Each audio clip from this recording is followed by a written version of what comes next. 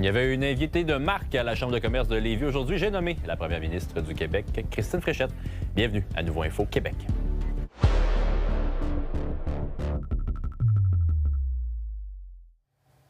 Bonsoir tout le monde. Bon jeudi. Bonsoir Caroline. Tu étais du côté de Lévis aujourd'hui parce qu'on l'a dit, la première ministre Christine Fréchette a accepté l'invitation de la Chambre de commerce et elle en a profité pour faire quelques annonces, dont quelque chose en lien avec l'appel d'intérêt pour le troisième lien. Exactement. Nouvel appel d'intérêt international qui sera lancé, on dit très bientôt, d'ici la fin du mois. Mme Fréchette a rappelé que c'était la fin de l'avance-recul sur ce dossier-là. Évidemment, là, dans les dernières années, on a changé beaucoup d'idées, on a tergiversé sur le projet en question, mais ça demeure important pour la région.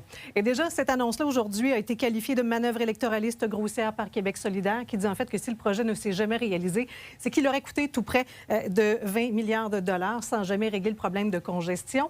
Mais évidemment, concernant cet appel d'intérêt là, qui sera lancé très bientôt, ça rappelle celui qui a été lancé il y a quelques années par Geneviève Guilbeault, qui avait quand même suscité l'intérêt d'une vingtaine d'entreprises, 23 pour être exact. Et aujourd'hui, Christine Fréchette a précisé de quelle façon cet appel d'intérêt se différenciait. C'est un appel d'intérêt qui va s'adresser au privé pour la construction d'un lien avec le privé. Donc, déjà, on vient changer la formule et puis on est situé donc à l'est, tel que le souhaitaient les acteurs économiques et politiques, tant à Lévis qu'à Québec, dans la capitale nationale. Alors, c'est important pour moi de respecter ce cadre-là, à la fois de travailler avec le privé, parce que la pression sur les finances publiques, elle est importante, puis on a besoin d'investir justement dans les hôpitaux, dans les écoles, dans les autres infrastructures. Et autre annonce de la première ministre, Caroline, cette fois pour donner un coup de pouce au reprenariat. Effectivement, on parle d'une enveloppe de 500 millions de dollars pour aider les entreprises à rester au Québec. Bon, ce que dit Mme Fréchette, c'est qu'il en va de la vitalité économique de plusieurs régions, incluant Chaudière-Appalaches, bien sûr. Elle a précisé que les PME restent au cœur de ses préoccupations. C'est d'ailleurs pour cette raison-là qu'il faut favoriser les projets de relève. Et donc, les chiffres, d'ailleurs, qui sont quand même impressionnants. On parle de dizaines de milliers d'entreprises qui risquent d'être concernées dans les prochaines années. Uniquement d'ici la fin 2026, 16 000 entreprises qui pourraient être à vendre. Et donc, dans ces entreprises-là, plusieurs entrepreneurs qui voudraient même pouvoir céder à des membres de leur famille, à leurs enfants, mais qui font face à des défis qui sont importants. C'est sûr que quand c'est dans la même famille, la dynamique d'accompagnement doit être différente aussi, parce que ça pose d'autres types d'enjeux. Donc, l'approche doit être adaptée, puis d'avoir des outils non seulement plus flexibles et plus rapides, mais également plus adaptés. Ça inclut notamment cette notion-là de travailler différemment quand il s'agit d'un transfert au sein d'une même entreprise. Il ne faut pas échapper un entrepreneur. Et comme le disait la première ministre, on parle quand même de 50 000 entreprises au cours des 5 prochaines années qui pourraient faire l'objet d'un transfert. D'ailleurs, M. Drainville qui s'est engagé à communiquer avec chacun des entrepreneurs de plus de 55 ans qui souhaitent vendre son entreprise pour lui faire part de tous les programmes qui pourraient finalement profiter à ces gens-là. Merci Caroline. Bonne soirée. Bonne soirée à toi. Toujours en politique, c'est officiel, le docteur Karim El Ayoubi va se présenter pour le Parti conservateur du Québec pour la prochaine campagne électorale. Le porte-parole en matière de santé et président de la commission politique du parti va se présenter dans la circonscription de Chauveau. Il avait été candidat pour le PCQ en 2022 dans la circonscription d'Argenteuil, dans la région des Laurentides. Il se défend d'être un candidat parachuté vu son passé dans la ville de Québec. J'ai fait aussi mon doctorat en médecine à l'Université Laval à Québec. Donc, je suis demeuré près de 8 ans à Québec. J'ai toujours beaucoup aimé cette ville-là. Et également, bien, c'est sûr que je ne vous mentirai pas en vous disant que c'est important d'aller dans un endroit, parce que moi, je parle beaucoup de santé, je suis porte-parole en matière de santé, médecin de formation. Pour moi, c'est important d'aller dans un endroit où est-ce que les gens sont réceptifs aux idées conservatrices, aux idées qu'on veut mettre de l'avant. Autre candidature au Parti libéral du Québec. Cette fois-ci, Charles Milliard a présenté aujourd'hui son candidat pour la circonscription de Vanier-les-Rivières. Il s'agit de Charles Hudon, un policier avec 28 années d'expérience au sein de la Sûreté du Québec. Il était devenu en 2023 directeur adjoint pour les crimes financiers et la cybercriminalité. Aussi chargé de cours à l'UQTR depuis 2015. Plusieurs paramédics se sont présentés devant les bureaux du Conseil du Trésor tôt ce matin pour en bloquer les entrées. On est en plein contexte de négociation, il faut le dire. Hein? Et ces derniers sont sans convention collective depuis 3 ans maintenant. Il y a de nouveaux moyens de pression qui ont d'ailleurs été annoncés pour plusieurs régions du Québec, dont la capitale nationale. Dès le 23 juin, les paramédics sont invités par le syndicat à refuser toute demande de temps supplémentaire volontaire. Ça fait 3 ans qu'on est sans convention. Les gens sont à bout. puis on veut se faire reconnaître. Il n'est pas question qu'on signe de recul, donc il faut régler.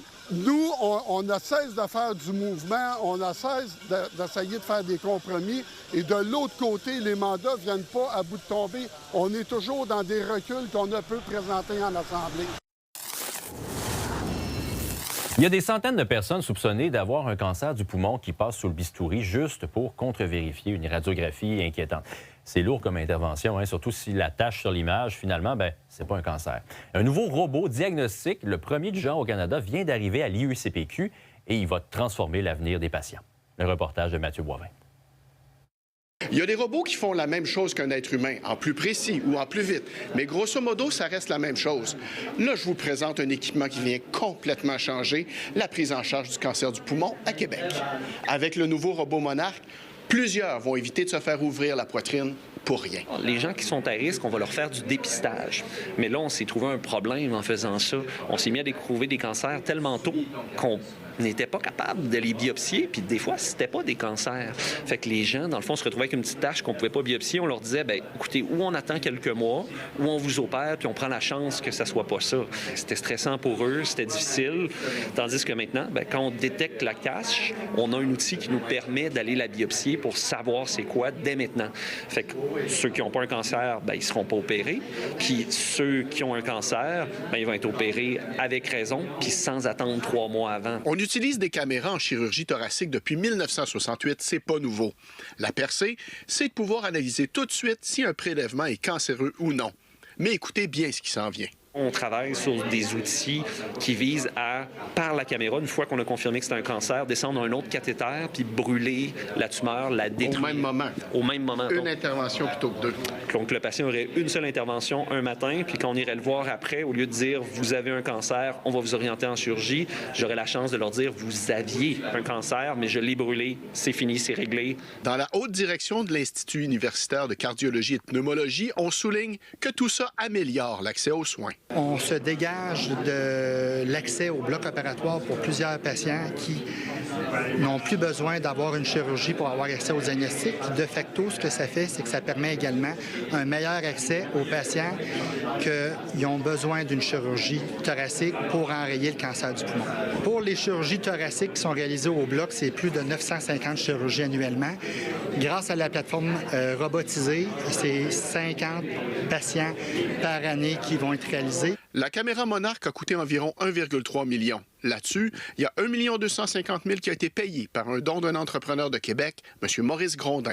Donc, j'ai commencé difficilement, mais j'ai fini moins difficilement. Puis l'argent que j'ai fait, je voulais en donner un peu, en redonner à la société. Je ne suis pas médecin, mais je peux aider d'une autre façon. Ça vaut la peine de souligner que M. Grondin en est à son 2e don de plus d'1 million de dollars.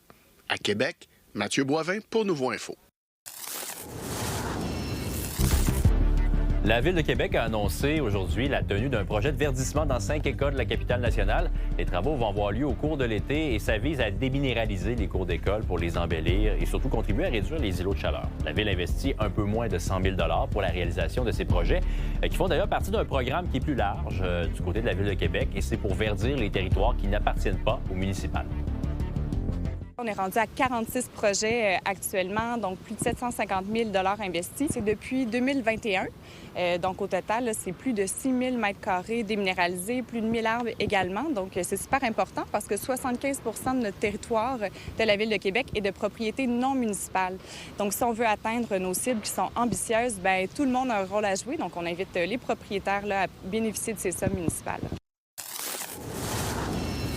Les Bruins de Boston ont annoncé qu'ils allaient décerner la plus haute distinction du club à leur capitaine et attaquant Patrice Bergeron en retirant son numéro 37 la saison prochaine.